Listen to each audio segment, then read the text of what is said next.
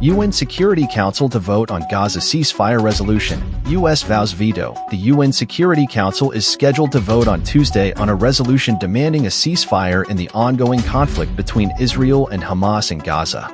However, the United States has already announced that it will veto the resolution, expressing support for Israel's right to defend itself.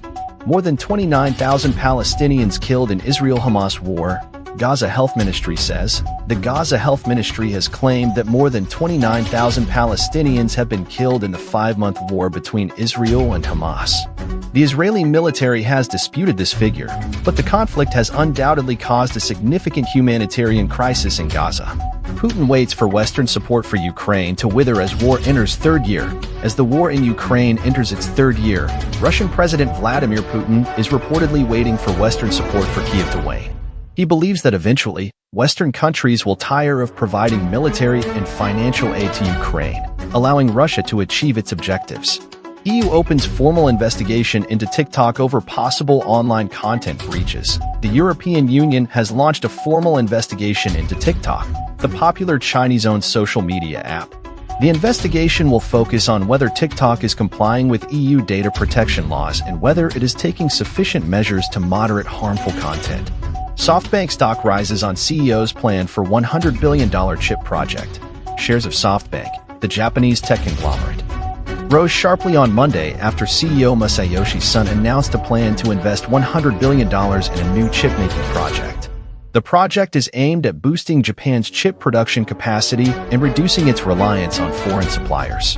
Alexei Navalny's widow Yulia: "I will continue my husband's work and fight for a free Russia." Yulia Navalny, the wife of imprisoned Russian opposition leader Alexei Navalny, has vowed to continue her husband's work and fight for a free Russia. Navalny was sentenced to 9 years in prison in March 2022 on charges of fraud and embezzlement, which he and his supporters say are politically motivated.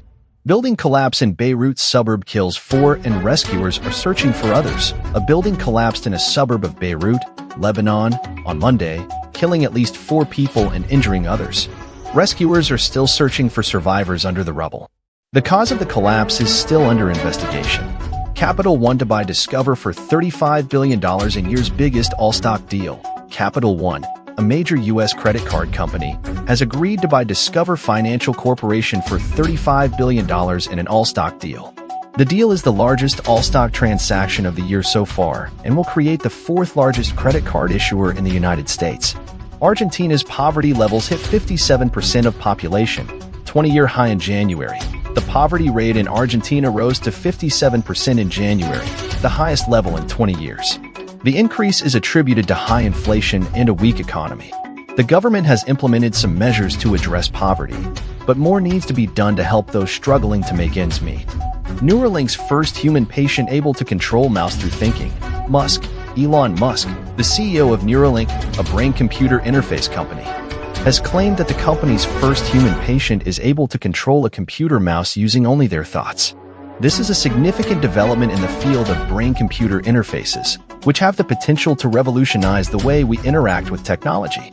As Korean doctors protest against government policy causing surgery cancellations, doctors in South Korea are protesting against government policies that they say will reduce their income and make it more difficult for them to practice medicine. The protests have led to the cancellation of thousands of surgeries and other medical procedures.